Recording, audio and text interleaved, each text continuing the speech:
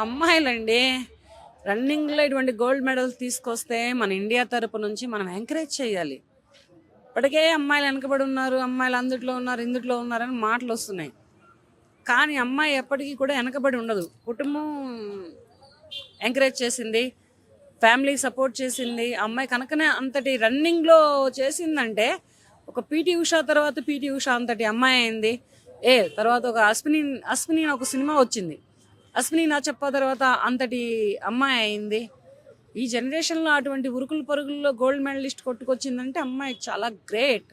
మన ఇండియా తరపు నుంచి ఎందుకని అమ్మాయి కనుమరుగైపోయింది? అమ్మాయికి ఎందుకని ఎంకరేజ్ లేదు?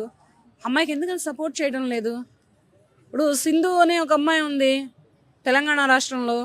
ఆ అమ్మాయి దేనిట్లోనో గోల్డ్ మెడల్ కొట్టుకొస్తే అమ్మాయిని అంతా ఇది చేశారు, సపోర్ట్ చేశారు. అలాగే ఈ అమ్మాయి వైజాగ్లో ఉంటూ రన్నింగ్ చేస్తూ రన్నింగ్లో గోల్డ్ మెడలిస్ట్ కొట్టుకొచ్చిందంటే బస్ చాలా బాగుంది. కానీ అమ్మాయి కొట్టింది మాత్రం ఈ జనరేషన్లో అంత కొట్టిందంటే గ్రేట్ చెప్పుకోవచ్చు.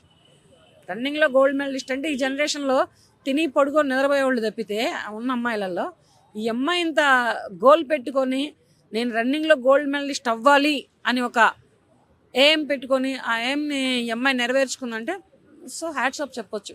ఇటువంటి అమ్మాయిల్ని మన ఇండియా తరపు నుంచి తెలుగు 2 రాష్ట్రాలలో ఎంకరేజ్ చేద్దాం. సార్ పవన్ కళ్యాణ్ గారు చూడండి సార్ అమ్మాయినే. చంద్రబాబు నాయుడు గారు మీ దాకా రాలేదా ఈ అమ్మాయి గురించి? నారా లోకేష్ గారు మీకు తెలిసిందా?